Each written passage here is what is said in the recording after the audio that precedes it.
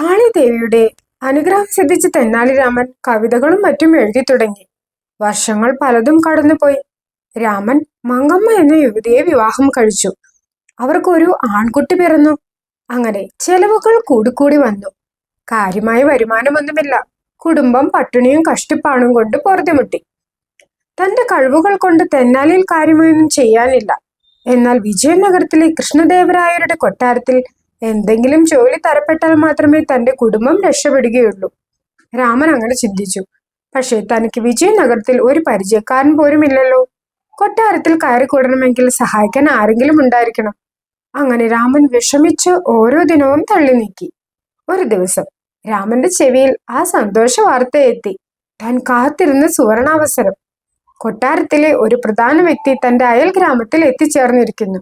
രാജപുരോഹിതൻ എന്ന പദവി ഉണ്ടായിരുന്ന തഥാചാരിയായിരുന്നു അദ്ദേഹം മംഗലഗിരി ഗ്രാമത്തിലെ ക്ഷേത്രത്തിലെ പൂജകളും പ്രാർത്ഥനകളും നിറവേറ്റാൻ അതിനടുത്ത് താമസമാക്കിയുണ്ടത്രേ.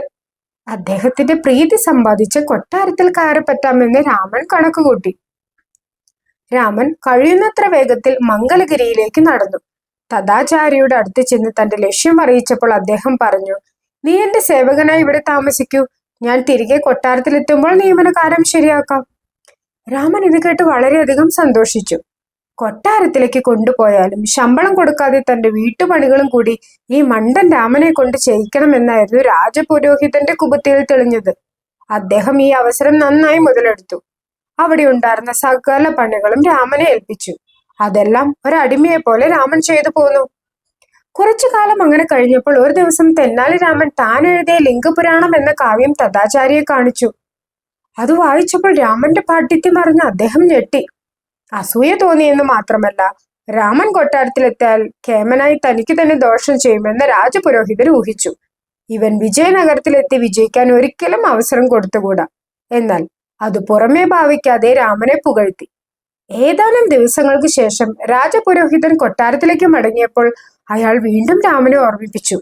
"കൊട്ടാരത്തിൽ എത്തുന്ന നിമിഷം തന്നെ നിന്റെ കാര്യം രാജാവിനോട് പറഞ്ഞ് എല്ലാം ശരിയാക്കിയിട്ട് ഒരു ദൂതനെ തെന്നാലിയിലേക്ക് അയച്ച് കൊട്ടാരത്തിലേക്ക് വിളിപ്പിക്കാം." അയാളോട് ചതി മനസ്സിലാക്കാതെ എല്ലുമുറിയെ പണിയെടുത്തിരുന്ന രാമൻ ക്ഷീണമൊന്നും വകവയ്ക്കാതെ സന്തോഷവാനായി തെന്നാലിയിലെ സ്വന്തം വീട്ടിലേക്കും മടങ്ങി. തെന്നാലിയിൽ എത്തിയ രാമൻ തനിക്ക് കൊട്ടാരത്തിലെ വിദൂഷക ജോലി ലഭിച്ചെന്നും അറിയിപ്പുടൻ വരുമെന്നും വീമ്പിളക്കി. അല്ലെങ്കിലും രാമൻ പണ്ടേ ഒരു വായാടിയായിരുന്നല്ലോ. എന്നാൽ കാത്തിരിക്കിന്റെ ദിവസങ്ങളും ആഴ്ചകളും മാസങ്ങളും കടന്നുപോയി.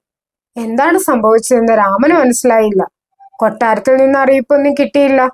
തഥാചാരി തന്നെ പറ്റിച്ചതായിരിക്കുമോ? അല്ലെങ്കിൽ അദ്ദേഹത്തിന് എന്തെങ്കിലും ആപത്ത് പിണഞ്ഞിരിക്കുമോ? ഒന്നും അറിയില്ല. ഇനിയും കാത്തിരുന്നത് കൊണ്ട് യാതൊരു പ്രയോജനവുമില്ലെന്ന് രാമന് തോന്നി. ഇതിനിടയിൽ രാമനെ നാട്ടുകാർ കൊട്ടാര വിദൂഷകൻ എന്ന് കളിയാക്കാനും തുടങ്ങിയിരുന്നു.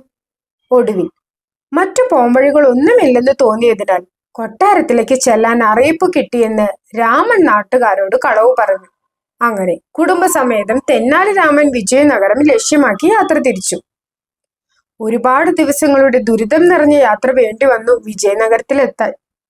അവിടെയുള്ള ഒരു ചെറിയ വീട്ടിൽ കുടുംബത്തെ താമസിപ്പിച്ച ശേഷം ധൃതിയിൽ രാജപുരോഹിതന്റെ വീട് തേടി ഇറങ്ങി. അന്ന് തന്നെ അത് കണ്ടുപിടിച്ചു. വലിയ വീടായിരുന്നു അത്. അതിന്റെ മുന്നിൽ നിന്നിരുന്ന ഭൃത്യന്മാരോട് രാമൻ വിവരം ധരിപ്പിച്ചു. കുറച്ചു കഴിഞ്ഞ് തഥാചാരി വീടിന്റെ മുന്നിൽ വന്നു നിന്ന് ഒരു അപരിചിതനെ കാണുന്ന ഭാവത്തിൽ രാമനെ നോക്കി. "ഞാൻ തെന്നാലി രാമനാണ്. മംഗലഗിരിയിലെ അങ്ങയുടെ വീട്ടിൽ പണിയെടുത്തിരുന്ന ആളാണ്. അങ്ങ് എന്നെ ഓർക്കുന്നില്ലേ? കൊട്ടാരത്തിലെ ജോലിക്കാരും തേടി വന്നതാണ്." "എനിക്ക് നിന്നെ അറിയില്ല. ഈ ഭ്രാന്തനെ പിടിച്ചു പുറത്താക്കൂ." അത് കേൾക്കേണ്ട താമസമേ വന്നുള്ളൂ.